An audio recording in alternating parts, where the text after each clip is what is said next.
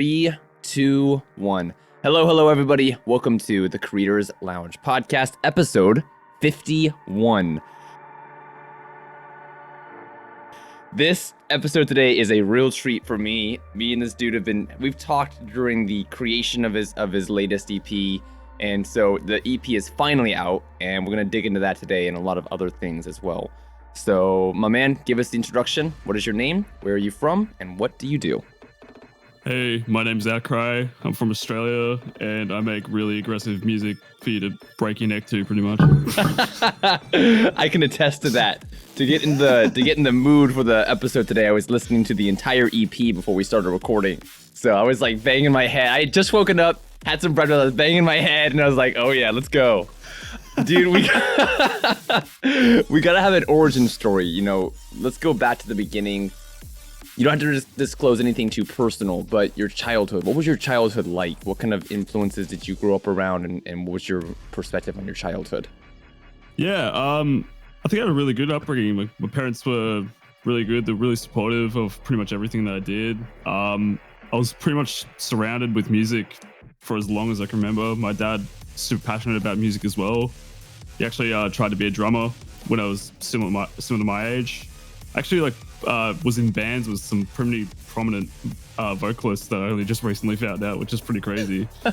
But yeah, he has like this extensive collection of just old music, like 60s to 80s rock and roll, and like Oz rock, especially like so Crowded House, Pink Floyd, Police, Australian Crawl, Mondo Rock, that sort of stuff. Gotcha. And my mum was also super into her music as well. Very similar sort of taste, but she also liked a lot of like sort of current pop music as well. So I got sort of both sides of the spectrum in terms of like more old style music and current music.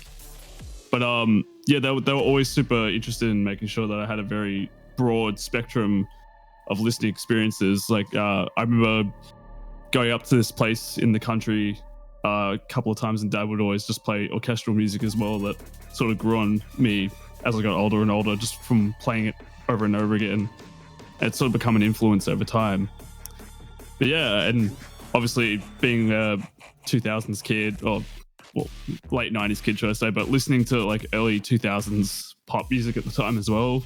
Very broad spectrum of what was coming through at that time. So I've sort of grown up with this really wide open berth of different music that's sort of, I can sort of find the loose connections of how that came into my influences. So yeah, it's pretty good.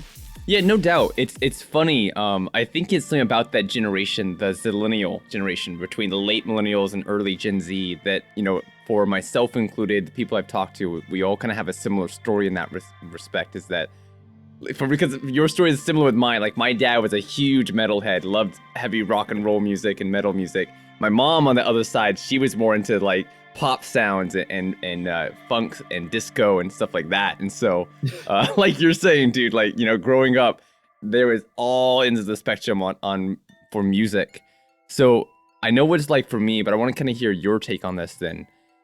Was it difficult for you? Well, first of all, growing up, I'm assuming that you probably just enjoy the music that your parents listen to. And if I'm wrong on that, just tell me. But what I'm more curious about is, was it difficult for you to get into the kind of music that you're making now? I know for myself, because there was so many different influences, it's sometimes a little bit difficult for me when I'm making a song, because I have so many ideas, and it's like, oh, I want to do, and it's, you know, metal but pop, and I want to do something that's like disco but it's also drum and bass, and it's like, and there's so many ideas, it's hard to tie down and settle down and focus on one. What's your experience with that? I always loved whatever my dad would put on and whatever my mom was listening to, for the most part. And if I didn't really like it at the time, I would grow to enjoy it. Like, I think one of the toughest things for me was sort of orchestral music, but now it's sort of become this massive thing in my music that, it just took me a while to sort of get a grasp of it, especially when I was a kid. But yeah, I have a similar sort of problem where well, especially when I started out, and even up until like sort of 5 years ago, where I had so many different influences from different places that I kind of got confused as to what I actually wanted to make and what was sort of more definitively OUTCRY, I guess is the best way to put it. Like, there's a period where I was making sort of future-basy stuff that was very obviously pop oriented and had a very a lot of pop flair, but it just wasn't something that I ever felt comfortable doing. So it's taken this very long time to sort of find something that's really definitively me, with that sort of like the metal crossover from metal music and orchestral sounds, post-production, like horror scores, like all these different places, and just finding it all into one sort of hat. Dude, hearing you say that you make future bass, like, it cracks me up, because compared to what you make now, I can't even imagine. Oh, it's insane. It's insane. I still look back at my old catalog like, wow, what was going on? Is any of that music online? I did a somewhat deep dive on your SoundCloud and Spotify and such. I don't remember hearing it specifically, so I'm gonna go back and try to find it again. I think there's about 3 or 4, maybe 5 sort of early future bass songs and a couple of glitch up songs. I'm gonna go back and see if I can dig them up. I want to hear that. I seriously want to hear that. But there's also like 3 or 4 old aliases that are stocked full of just terrible music like that. As there is with every musician. So when did making music get into the picture for you? Like, when did you download your first DAW? When did you start making tunes on the computer? So I started off in like primary school of all places. I think it was grade 5, so I would have been about 11 at the time. So this is, like 12 years ago, basically. And they just gave us like this basically almost serial box DAW software to use just as a teaching method for about 3 classes, and I loved it. And to the point where I was trying to get my parents to ask the teachers if I could buy the software off them, so I could keep using it at home. Oh my gosh. It was garbage. Like, the software is just terrible. It's like modern standards. You could only use loops. It was terrible. And then from there, I went to secondary school and they had GarageBand. I would use GarageBand. Then I met sort of one of my most influential teachers who got me onto Ableton. And then ever since, it's just been primarily Ableton, bit of Pro Tools, bit of FL. But I can pretty much pick up any DAW at this point just from having that experience and use it. So yeah.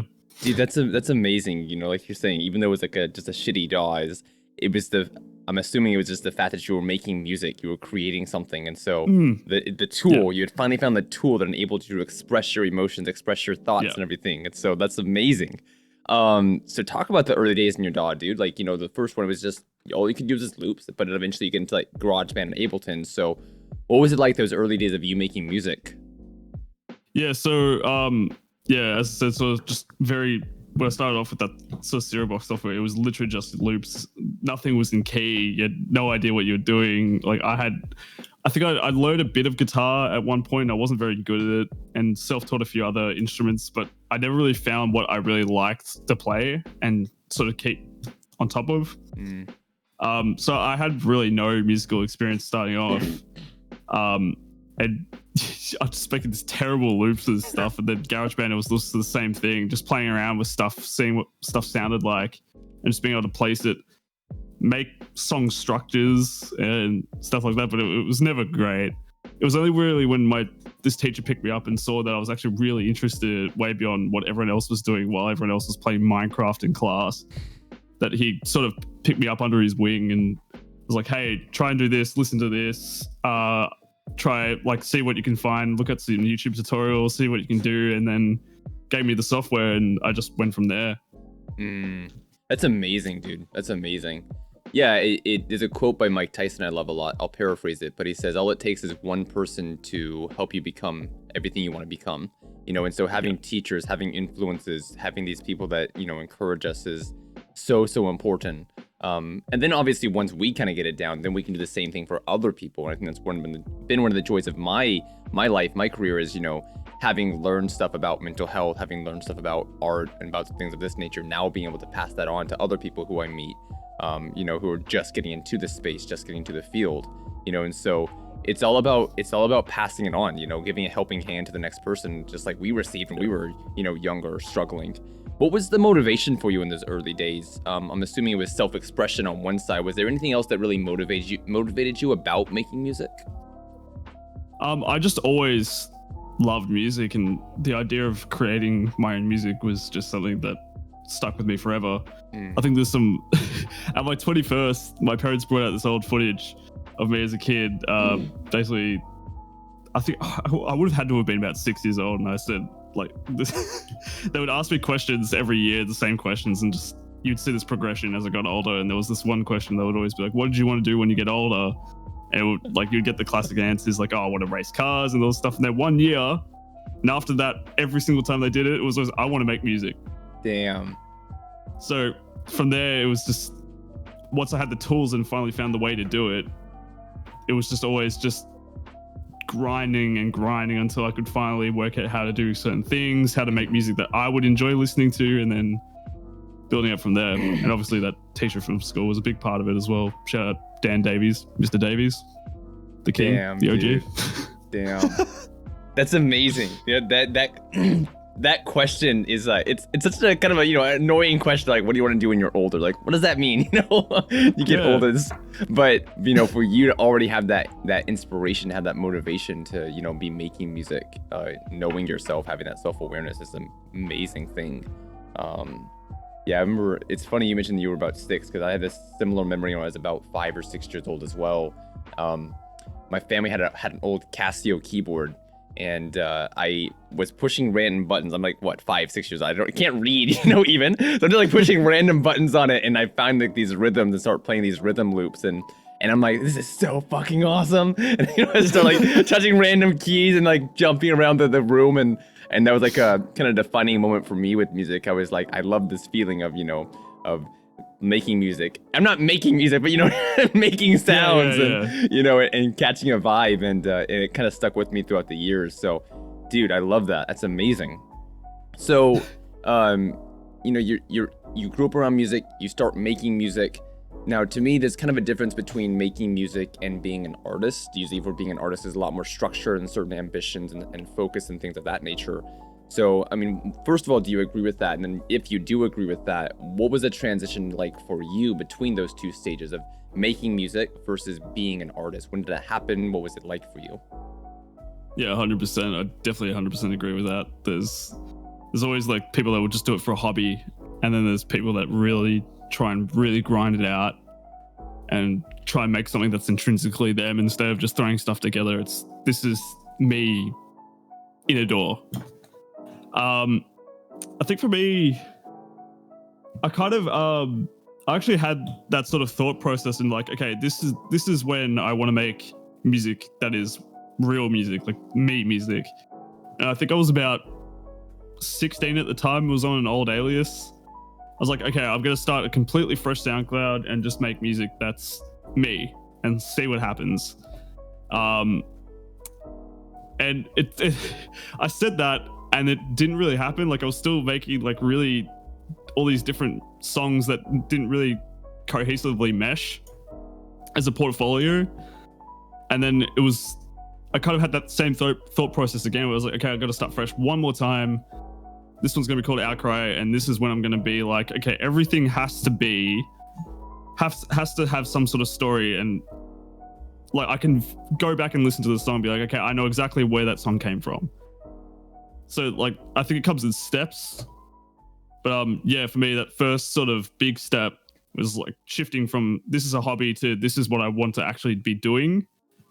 Probably about 16-ish, somewhere around there. It's interesting because, you know, like you're saying, that happens with so many creatives is, you know, every time you're like, no, I'm going to take it serious, or I'm going to do it this way. You have to make a whole new account, whole new moniker, you know, and whole new sounds and everything. But for you, it almost, yeah, you finally, was it like the second time, maybe the third time you made the OUTCRY moniker and started, being more serious about that. So let's branch into that part of the conversation. You know, the amount of effort you put into branding and the way that you've built the imagery for OUTCRY, it just blows my mind, dude. I fucking love it so much. You know, it's consistent, it's amazing, it's engaging, it's intriguing, it's very unique, it stands out. So, I mean, let's talk about that for a minute, dude. You know, to begin with, how would you explain your aesthetic for OUTCRY to a new fan, to a new audience member? How would you describe it? Yeah. So, as a kid growing up sort of in the internet culture, there was this thing that I gravitated to called ARGs. And for those who don't know, it's alternate reality games. And the idea and premise behind it, and just for something sort of tangible for people to sort of grip onto, this is basically how the Slender Man started. Um, the whole idea is that you, using online content, you create a story that engages the audience as part of the story. Generally, they have a horror sort of aspect to them, but they don't have to. Like, there's all types of crazy ARGs that are like sort of nicer, and they all come from different breaths. But those sort of horror ones that were very psychological and very cerebral, and you felt that you were actually there with them, going along with the characters. That sort of style is what sort of has always stuck with me, and I've always really enjoyed that sort of aesthetic. And the sort of like glitchy, very sort of like VCR-ish looking visual style paired with like very occulty looking things and like horror aspects, like all that sort of jumbles into one sort of big hat that comes from there, and then sort of other things I've sort of pulled in. And it's always stuff that just really interests me as well. I feel like there's no point running an aesthetic unless you're really into it, and that you can sort of naturally pull from those ideas at any point. Like if I just want to make like a content post saying like, hey, today I'm putting out some merch, like I need to be able to be like, okay, what am I going to put that's going to suit the aesthetic, and just be able to do it with the click of a finger. If you can't do that with your own aesthetic, I don't think there's really much of a point running with it, because it's not you really. Like you're just kind of doing it just to do it. I feel like that's, people have gone through that route before, and you can tell it's really artificial. Whereas for me, it comes directly from my thought processes in how I write my music and everything, so it's very natural. Completely agree, man. I completely agree, you know, because whenever it's not you, it could change any time, and so you lose the continuity of, you know, having an aesthetic, having a brand. Now everyone's process for it's a little bit different though, of coming to, you know, acceptance or making decisions on what it's going to be. You know, some people like to plan it all out completely, other people kind of figure it out as they go. I guess the first thing I want to ask you before we get into that though would rather be like, what made you realize that having branding was so important? Was there anything that you took from your childhood or something that was going through your mind at the time, you know, jumping between different aliases, making different SoundCloud accounts? What was it that finally made you realize like, oh wait, I need to settle down and choose like one aesthetic for my brand? What made you realize that? So it probably comes from two places. Sort of the more sort of childlike, or like the earliest inspiration for that sort of a whole idea was Daft Punk. And I'm a massive Daft Punk fan. You can probably actually see there, that's the Alive Tour record. Oh, you're right. Yeah, I'm a massive Daft Punk fan, always have been. And just that whole, like their branding, having the whole robots and being able to sort of have that story aspect without even saying anything. Like they haven't said a word about their, like, as their characters and personas. Like that sort of thing is really inspirational to me, that you can tell a story without actually saying anything. Having branding like that is really important to me. Like branding that's really strong and very identifiable.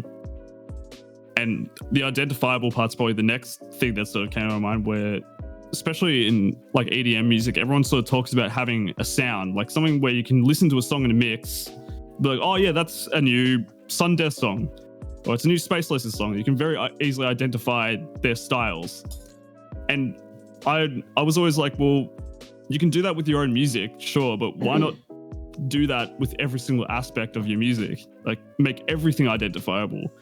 Not only like the cover art, but your visuals, like, you know, everything that you do as a part of your music should be identifiable as a part of a brand, so that people can see you at any point and be like, that's OUTCRY, or that's whoever. Yeah.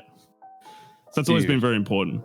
I love that, man. I love that. That's really cool. No, you're right. You know, and back to like with Daft Punk, you know, inspirations, you know, talked about your teacher before, Dan Davies, and then also now obviously Daft Punk as well. Like it's so important to have these kind of guides in our life that are, you know, giving us inspiration or ideas or guidance or whatever it may be. And I love that. And you're completely right. You know, I think that one thing that's a little bit unfortunate is that a lot of musicians get stuck in the music trap, which is being hyper focused on the music and letting everything else be neglected.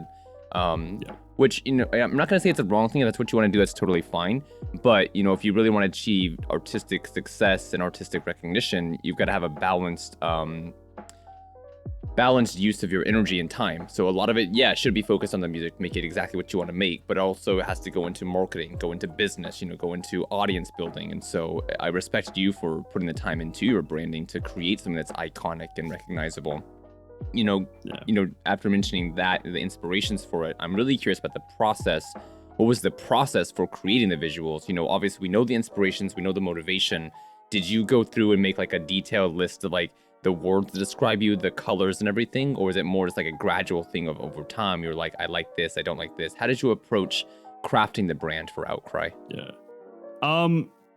Initially I had some sort of very simple parameters. Like I wanted the whole sort of occult look. I wanted to pull from those ARGs, obviously. And it was very sort of simple like that. And then I feel like a lot of the time it's very spontaneous, especially considering that one of the more important things to me about my music is that it has to have a story in some description. And people don't have to really know that it has a story, but for me, if it has a story, it's more intriguing for me. And with those stories, I can naturally sort of come down with ideas about how I want that story to be visually represented. And I think a lot of the time when I think about my music, I imagine a lot of visuals like as if it was going to be a part of a movie. And I can then pull from ideas in that sort of respect. It's very sort of a natural process that happens through the song writing phase, I guess. But yeah, it's for a lot of the time, it's very spontaneous for the most part. Got it. Very good. Dude, yeah, talking about, telling stories with the music, I want to hear more about that, especially with the Heretic EP. But one last thing I want to touch on before we do wrap up that and go into the EP is having this brand, having this aesthetic, having this imagery. Is it easier or harder to create content now that you have it? For some people listening to this, they might recognize that having a brand is important and valuable, but they might also shy away from it because they feel like they're getting too pigeonholed into like one certain, image or something. So I'd love to hear your thoughts on that. What would you tell someone listening who doesn't have a brand yet? How does it help your process? Does it make it easier or harder to be making music and content in general? I think the way I've sort of done it makes it very easy, especially considering that it's stuff that I enjoy looking at normally. Like, if I'm looking for something online and like some really cool artwork, I always be like, oh, I want something macabre, dark, horror themes. It's just all these sort of things come up naturally in things that I enjoy. So all the time I'm sort of surrounding myself with this content, new ideas, that it's kind of easy for me to pull new ideas out of the hat. And I'm always very inspired by what I'm looking at because I just sort of surround myself with those ideas. But I think for people trying to start off with their aesthetic, keep it loose. As I said before, like 3 simple words to describe what you want your aesthetic to look like, and then build up from there. And just have like a foundation that you can still stack things on top of, and not really just put walls on your idea. Just keep it very loose and let it build up naturally with your sort of own ideas and your own taste and the things that you enjoy. And that way it's always going to be a constant flow of new ideas that will naturally progress. And you won't really ever find yourself getting stuck in walls in that respect. I love that, dude. I completely agree. You're not giving yourself a box. You're building a skyscraper that's always in expansion. It's always growing. And also, like you said earlier, keep it authentic. Make sure it's you, because if it's actually you, it's not going to come and go. It's always going to be something you care about internally. The Heretic EP is out. The thing is a fucking banger. I love it. What does the album mean to you, dude? What does the album mean to you? It's 3 years of grind, blood, sweat, and tears. It's very there's a very strong story behind that EP that's very sort of personal to me. And it's also a lot of sort of getting out your demons, and in the natural process of sort of releasing demons, like releasing the songs out, it's been just sort of releasing these really negative thoughts and just getting it all into one sort of thing that I can just push out and say, there it is. And now it's sort of out of my system. So it's sort of that natural process and making it intrinsically you. Like, it's sort of helped me be a better person and sort of been the sort of natural release mechanism as well. So It's a very big thing for me. I can tell, in dude. the artistic sense and personal sense. I can tell, and I've seen some of the stuff you talked about online in relation to the EP, so I can feel that sense for sure. I want to hear what the story is. I'm not sure if you want to say it directly, if we want to just like kind of roundabout go about it. I know that for this album specifically, and even other singles you put out, Heretic, Baphomet, Wrath, a lot of the stuff you talk about is very, it's dark, it's occultish, sometimes it's religious as well. You have a song called 666, which I absolutely adore. You have no idea how many times I have played that song, and I wish it was on Spotify, by the way. Oh yeah, but I'll have to put it back up there now. I wish you would, dude, because I'm not even lying. That's like my go-to jam every fall, every winter. Listen to it last year, like fall and winter. Listening to it again this year, fall and winter. It's something about like the fall and winter season for me. Like I associate it with that song. Oh hell yeah! Cool. So I want to know about why do you choose these? You've already explained the occultist side of it. I'm wondering if there's more of a religious sense as well, like why you would lean towards that also. Are you trying to make a specific message about those topics, or is it just more about expressing things through those topics, if that makes sense?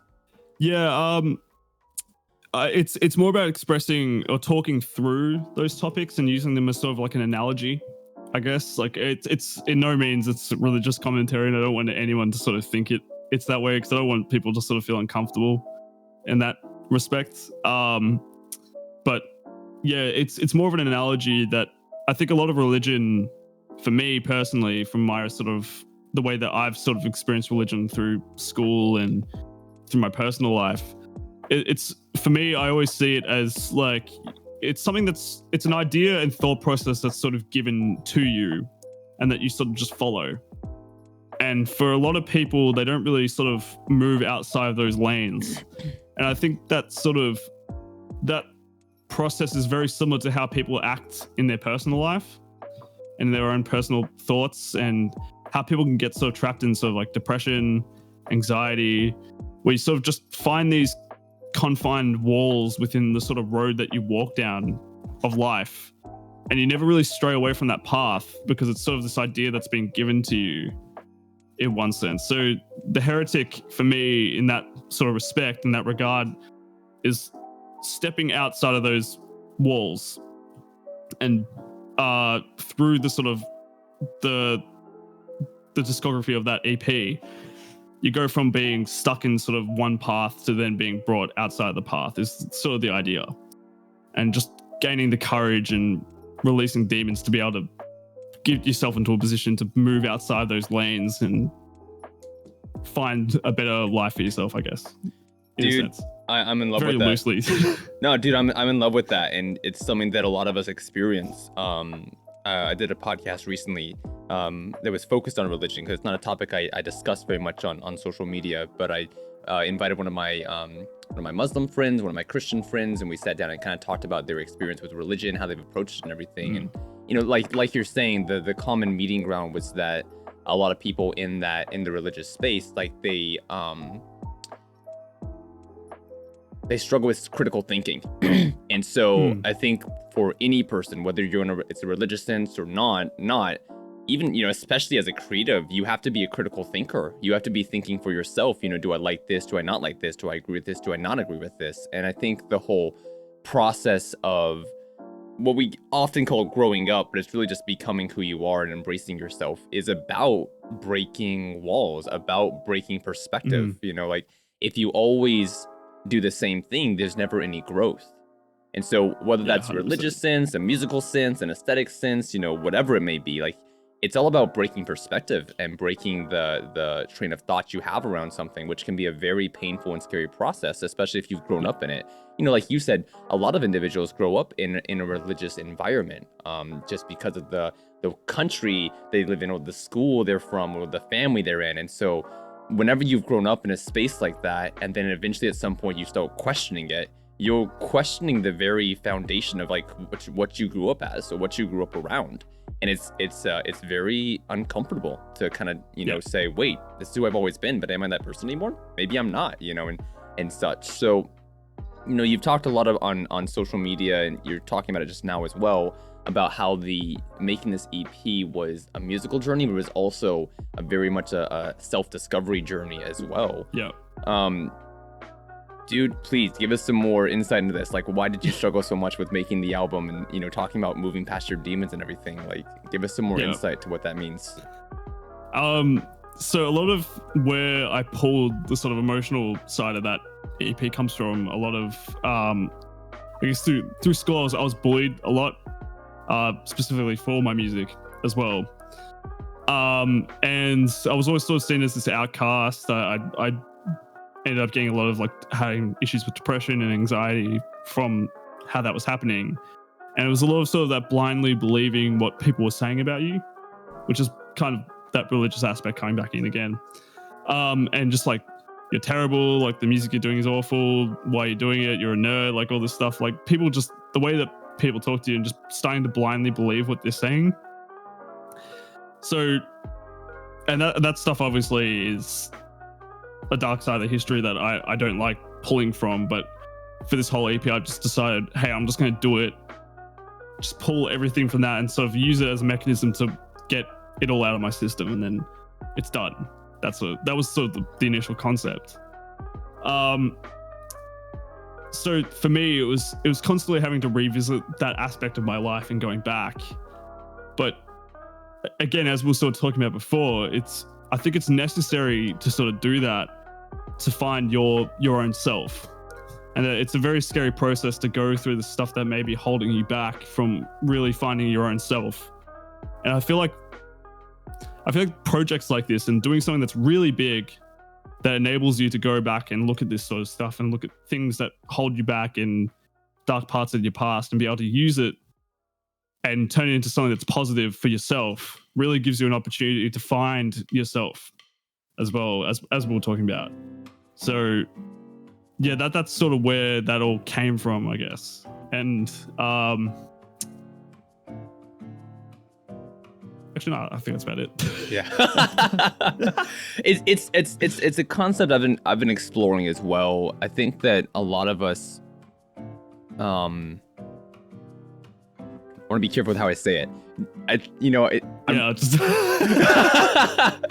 Like, it's not our fault that bad shit has happened to us. That's not our fault. Yeah. But how it affects us, we have to make it our choice. Because if we choose to keep holding on to it, it continues to affect us. And if we choose to let go of it or move past it, then we're taking control of our lives once again. And so, like you said, man, it's hella scary to, you know, dig into our trauma from the past, our scars from the past. It's more of like, no, let's put it in a box and not talk about it. If I don't talk about it, it's not going to bother me.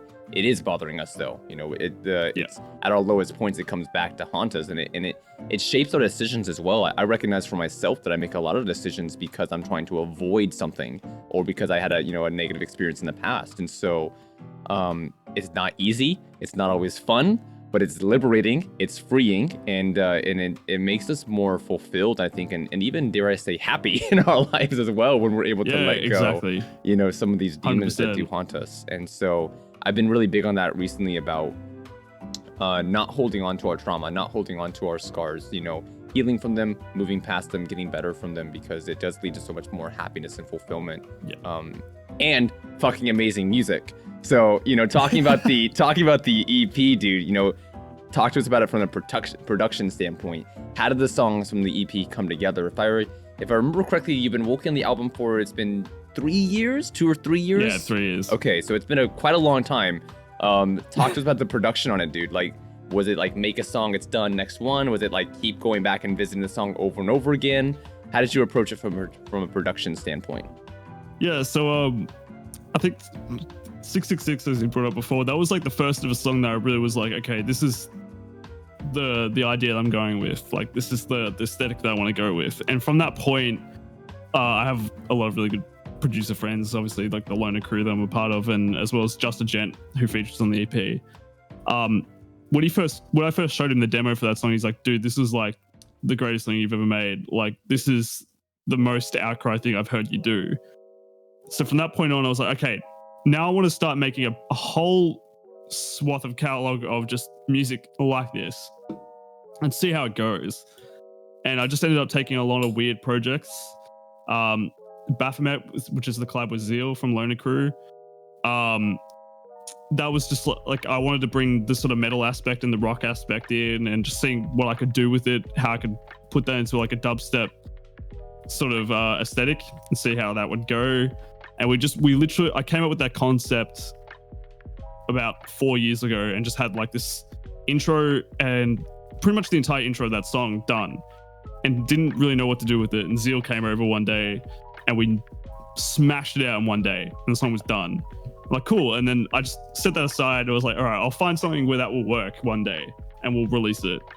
And then I think pretty much the same year I ended up going over to New South Wales, which I'm in Victoria,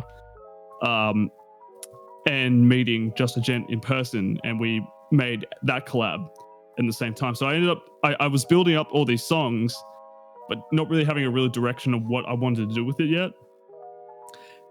I think the next one was Wrath that I made, and then it was Heretics. I'm like, okay, I've got 4 songs now, which I can see a connection between how they will work. Now I want to build up from there, and it just kept building and building and building and building, and then eventually it came into a project that I was really happy with, and was like, okay, this is a cohesive project now, done. And that process took 3 years. Woo! dude, my gosh, like it's a long time. And so, and yeah, it's insane. And dude, after you finish the songs, you must have known like, oh, that's a fucking banger, like that's gonna blow up, you know, like there's such good songs. How, like, did you have patience, or was it a struggle for you to hold on to those songs and not release them, knowing how good they were? I'm very patient. Okay. I will hold on to songs for as long as I need to until the time is right. I mean, it's almost to a fault at some points. Like I think Jacob, who's Justin Jay, has been saying for a long, long time, dude, you just need to put out the music. Like, please put out the music. You'll see the growth. Like, you'll see all the like positives come from it if you just put it out. And this EP, like, I think about a year and a half of this EP was just getting the visuals right and getting the aesthetic right, and just making all the songs like sound better. As I sort of studied to become a better music producer, like my mixing got better, my mastering got better, and that progression naturally happened over those 3 years as well. So I ended up having the songs probably done a year and a half ago, and it was just building and making them better and better and better, and just keeping going until finally I was like, okay, enough, we've got to do it now. Like, the hammer's going down, we're putting it out, we're making the visuals, we're doing the filming, we're doing this, go. That's the thing about production for artists is it's so hard, because I agree with Just a Gent. Like, you know, more artists should just be putting music out there because it's never going to get released otherwise. And so eventually what happens for a lot of musicians is that they make amazing music, they never put it out, they quit music a few years later because they feel like no one appreciates them. But it's like, you never put music out, no one knows you exist. And then on the other side, like, I do get it from, like, you know, what your experience of, like, if you have the patience and you have the ability, then, you know, take your time, make a story, create an aesthetic, you know, and package it really beautifully. So it's really hard. It's case by case. Some people should just be putting out more music because they're not going to give it a certain aesthetic, and that's fine. Other people like yourself, you know, if you have that self-awareness of like, no, I have an idea for what's going to happen with this, you know, take your pace on it. I don't know, how do you feel about that conversation, man? Like, it's obviously you've gone more the route of, you know, giving it a plan, giving it a structure. But what do you think about like just the quick fire, make a song, put it out approach? How do you feel about that kind of approach? There's definitely a benefit to that now. I feel like a lot of the way that I was sort of writing music beforehand was probably not the right way to do it. And I think the thing I've learned through this process is that sometimes it's better just to dedicate a certain amount of time and say, okay, if I can't get a solid idea of this thing in, say, a week, ditch the project, save it, put it somewhere else, and come back to it when you have an idea for it. Because I think I tend to get caught up in the idea that if I keep grinding away at the song, something will happen, and eventually the song will finish itself. And that process can take months, if not years. And it's not a sustainable way to make to make music, because I think the current sort of way that I think the music production works is that you need to make a lot of music. And it may mean that you only release 2 tracks out of 100, but at least you have 100 tracks going, and that you can come back to and improve on later. And this is something that I sort of came up on when, even through writing this EP, a lot of times when I got stuck on some place, I would end up going to a project that I'd made really recently and pulling something from that, and that would be the fill that I'd been trying to fix up for 6 months. And this literal 1-bar loop that I've pulled from some other track is what fixed the song. So I think there is a lot of benefit to just making a lot of music all the time, instead of dedicating yourself to singular projects and being really patient with them. But in the same respect, if you've got a really solid idea and you want to make a really cohesive project, maybe it's better for you to sit there and grind away for a long time at these singular projects and make sure that they're exactly how you want them. So it's a bit of a toss-up.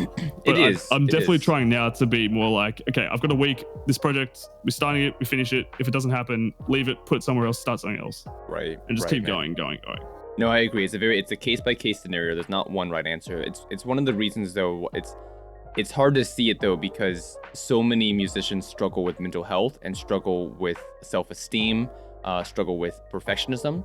And so it's one of the issues I have with Porter Robinson. I love Porter Robinson. He's fucking amazing, beautiful, amazing musician, great music and everything. But the kind of example, it's not his fault, but like the example he gives, you know, taking 7 years to put out his latest Nurture album. I feel like a lot of younger musicians see that and compare themselves to him and think like, oh, I've got to take 5 years to put out a song. I got to take 7 years. And it's like, no, you don't have to. Like, that's what he did. That works for him. He had the money and the ability to do that. You know, that's not going to be true for you per se. Make a song, put it out there, keep growing. You know, and so it's a case by case. I reckon you kind of have to look at the two sides of the extremes. Like, that's a really extreme example of how something comes across. There's the other extreme example that is Leotrix. He makes a song a day. Yes. Look at those two and find a middle ground. Something that will work for you, I think, is the best way to do it, and not be like, okay, that's an example of how this works, I've got to do this. Look at both and see where that middle ground will be for you, and then work from there and see what's comfortable for you, I think. I love that. And great example as well, because Leotrix is someone who does that, and he has respect and recognition in the scene. So completely agree. Real quick though, Just a Gent, Zeal, amazing musicians. They've done quite well for themselves in their own respective careers. How did you meet those guys? It's a very long and funny story, but I'll try and keep it. Let's hear it. So when I was starting out with music, I think I was probably about 14 at the time, just being a classic SoundCloud kid. Something came up my stream, something I've never heard of before. It was a song called Stars Beyond Stars by Just a Gent. And it blew me the hell away. Like, I was on, this is when there was all those genre.net SoundCloud channels, like dubstep.net, goodshop.net and all this stuff. And I was following all of them at the time and would just listen to my stream all the time. And this song came up on dubstep.net, this melodic song with a few little dubstep elements. I never heard of anything like it before. And I was like, this is amazing. Like, and it's how I got into Future Bass initially. I'm like, this is so cool. And I found out he was an Aussie bloke. And I'm like, damn, this is amazing. Like, similar age to me. Like, this is crazy. This dude's like popping off. And I became a massive fan of him pretty much instantly, and would just go through his catalog and listen to all his music and be like, this is insane. Like, this is where I want to be. And I was nowhere near it at that stage. To a point where I got really anxious about like wanting to talk to him and stuff, because I was in like a lot of Skype groups at the time, producer Skype groups, and he was in one of them. Oh. I only found out at the time. I was like, oh my God, okay, I'll add him and I'll make a song that I'm really proud with and I'll send it to him. That was the whole idea. 3 years later, still hadn't sent anything to him. I was sitting there. And I have this song called Sky Dancer. That was the first song I ever sent him. I think it was about 17 at the time, I think. And I was just like, okay, I'm super happy with this song. I'm going to send it to him. I'll just do it. No, I hadn't been using Skype for 2 years. I don't know why I thought he would be. I was like, okay, I'm just going to do it. I'll send it, sent. I got this message back. I'm like, and he was like, oh, dude, do you want to just send this to my Facebook? Like, I don't use Skype anymore. And apparently it was the weirdest coincidence, because he was in the US, he was on the US tour at the moment, and he was only using it so he could Skype his girlfriend his girlfriend. It's the honest coincidence. The timing. Yeah, I know. 20 minutes later, 20 minutes earlier, I never would have got in contact with him ever. Holy crazy. shit, So, dude. Added him on Facebook, sent him the song. He loved it. Sent me a lot of really good feedback. And then that's another song that grew over time as well, especially through that friendship that I garnered with him. And through him, I got in contact with James, or Zeal, because he's like, oh yeah, I know a bunch of other Melbourne producers I'm in contact with. I'll get you onto them. And then I found Zeal, and then Zeal got me onto a few other people. We became the Loner Crew, and then my sort of friendship grew out of Zeal and Just a Gent, pretty much. Wow. So it's like a friendship that's pretty much about 7 years in the making or something like that. It's just the craziest story. Dude, I fucking love that. The mindset of like, I'm going to make a song and then send it to him. And then taking years to actually send anything. Oh, that's amazing. You can't make this up. That's incredible. That is incredible. I think about myself, like 10 years me back in the day would be screaming at someone with their lungs if they heard that I was making a song with Just a Gent and hadn't released it. Like, it's just insane how it's all transpired. But like, it just goes to show, like, one lucky event can turn into one of the greatest things. You just have to be prepared to do it and not like sort of pussyfoot around it. Like, just one action can be all it takes for you to pick yourself up and lift yourself off the ground. What's one of the things I love about you though, man? Because even, you know, talking about this, and yesterday on Twitter, for anyone who's watching, they wouldn't know, but I was doing some research for the episode, and I was scrolling through OUTCRY's Twitter, found a tweet from 2019, I think it was, and he said just putting it out there. I'm congratulating myself because my friends played out my songs at Lost Lands, and fast forward to this year, 2021, and it actually happened. So, it's insane. Dude, congratulations on that. You know, Slippy played out Heretic at Lost Lands. How did it affect you, dude? How did it affect you? I mean, this whole year has been a bunch of stuff on my bucket list has been ticked off. It's insane. And it's all stemmed from that whole idea of just putting out a project. Like, this Heretics project has got me so much this year. Gameplay to Lost Lands, doing the collab with Just a Gent, doing all this other stuff. Like, it's mental. Like, I've now played events with Must Die. I've been on the same set list as Muzz, Belaine, all these people that I've loved for years and years and years. And it's all happened because of this one EP, pretty much. And it's mental. Like, I still can't comprehend it totally. Oh, and getting on Dubstep Don. Yes, like, dude. I've got no idea how that happened. I've got no idea. Dude, what was your reaction to whenever you found out about that? Because Dubstep Don is like the fucking dubstep. I couldn't say. I couldn't. I was incomprehensible. Like, I ran downstairs and talked to my mom about it. And I was like, yo, I'm on this plate and she has no idea what I'm talking You're about. You're like, blah, blah, blah, blah. Mom's like, yes, okay, slow down. and then I have to like explain for about 30 minutes about what Dubstep Don is. Like, and my mom hates my music. It's funny. It was crazy. It still is surreal to me. There's a lot of stuff this year that is absolutely surreal that I'm still trying to get over and be like, wow, that actually happened. But just goes to show you just got to put out the music and good stuff will happen. Congrats, man. You completely deserve it. I think there's so many levels to it, though. You know, having this conversation right now, we see the side of it where it's just it took the grinding, it took the hours of you being in the DAW, just making. It took a little bit of networking as well, you know, reaching out to people, being in the right place at the right time, you know, sending songs out to people. And then also a big factor I think people overlook is the personal development side of things. You know, if you'd been making music for any other, like for this album, the Heretic EP, like, it's so personal. It's all real. It has a story. People might not know the story. They might not recognize that. But for you, it was a area of self-growth. And I think that time and time again, we see the more that individuals develop how they feel about themselves, they develop their self-esteem, their self-confidence, they heal themselves. I think I've always seen the more that people develop who they are, the more we can also see the success around them happening, because now it's an internal growth and it becomes an external growth as well. So I'm proud of you, man, for everything that you've done musically and mentally and everything, you know, to bring yourself to where you are right now, man. I do have to ask you though, because, you know, for a lot of musicians, we're in the bedroom, we're making a song, we're like, someday I'm gonna be on the big stage, I'm gonna be blah blah blah, right? And like we think about the accolades and everything, but we still struggle with the self-confidence or the self-esteem or the self-perception. Yeah. For yourself, man, you know, you've grown a lot personally, you've grown a lot musically, you're getting the accolades. How do those balance out for you between the personal growth, the musical growth versus the accolades, the buy-in, the fame and everything? Like, how do you think about those two sides of the scale? The fame to me is I don't really know what to think about other than like it's just like that kind of happened. Like it's not something that I really think about and be like, oh yeah, it's finally this is happening. Like I'm getting the reputation I deserve. Like I don't want to be arrogant about that sort of stuff. Like this stuff I'm really humble about as a person because this stuff is insane to me. I'm not really one to be. I'm not generally a very confident person about my own self, and this is something that I've had to grow over time, especially this year.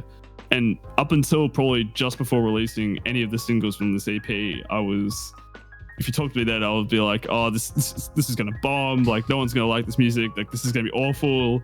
It's not gonna do any good numbers. Like all this stuff. Like I would never have been anywhere in this position. Like in my mind.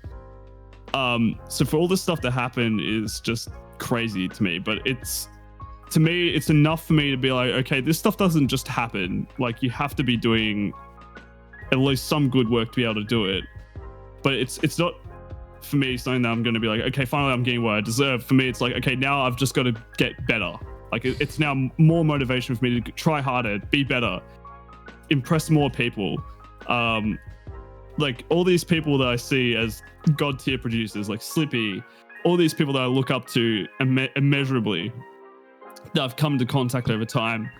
I just want to prove to them now that their investment in me as a person and my music is not in vain, and I want to impress them more. I want to do better. I want every song that I make do better than the last one. Like that's my whole take on it. And because the music is so intrinsically me, it goes hand in hand. Like the more I'm improving the music, the more I'm improving myself. And it's just gone to show through this whole process. Like putting out this music has made me feel better about myself, has made me feel better as a person.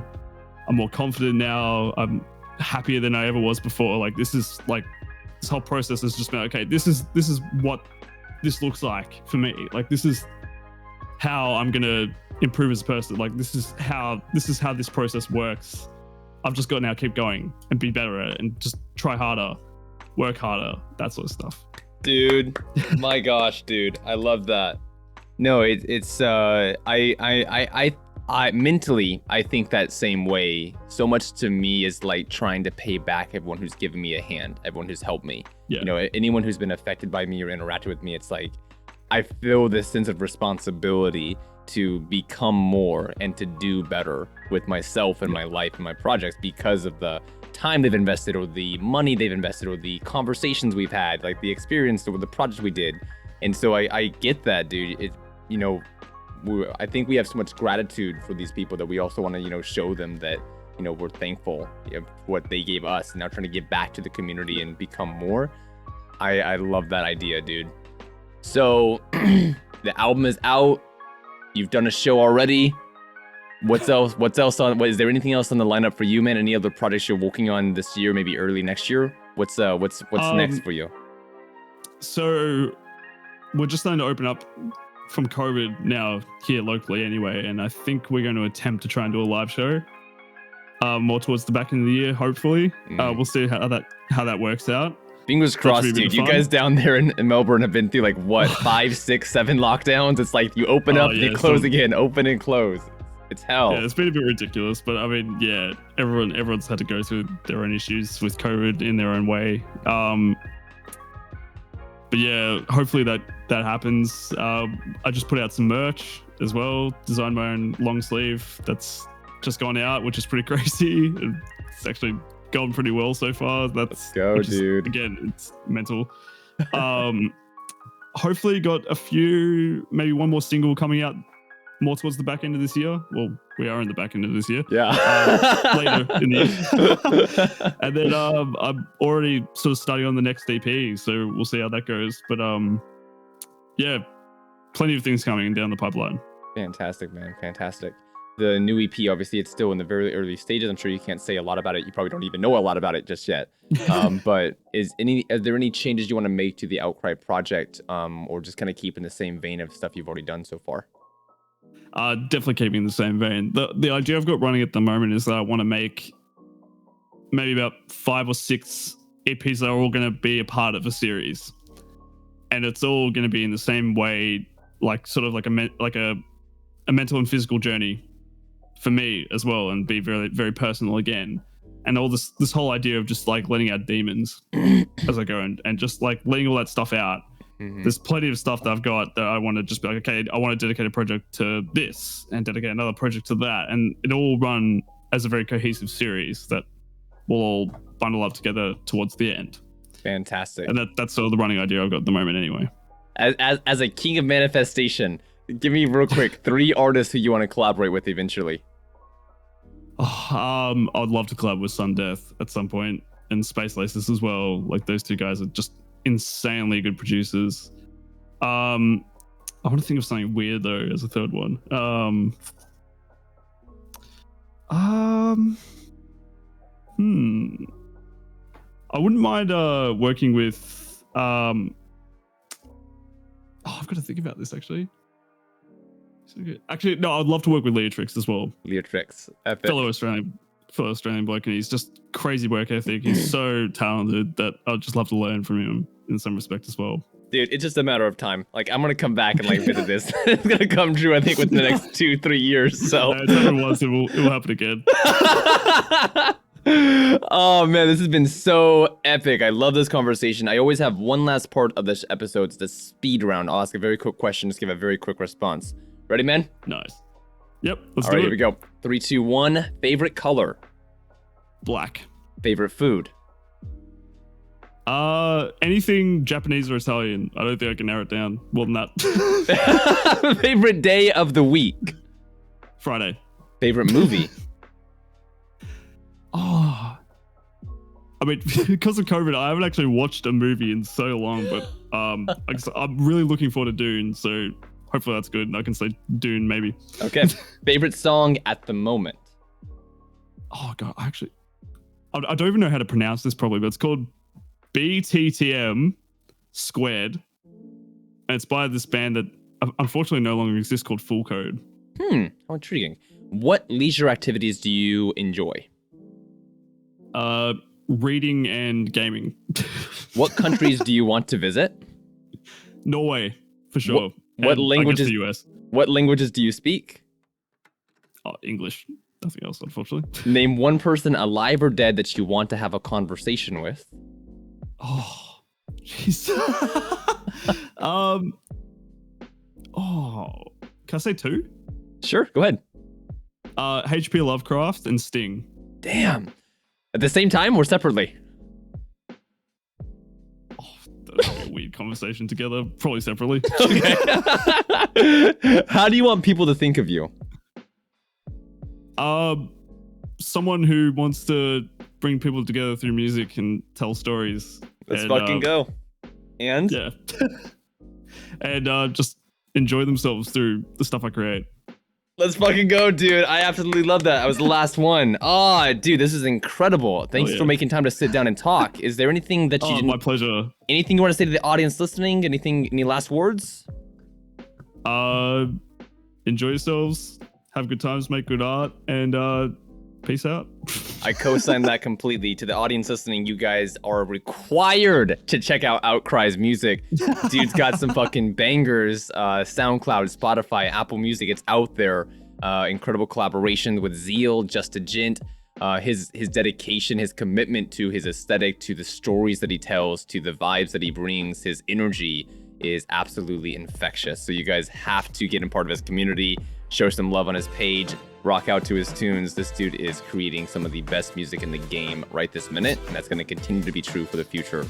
To everyone watching, I will see you in the next episode. Take care and have a great night. All right, dude. How do you feel? Yeah, great. That was awesome. Woo! Let's go, man.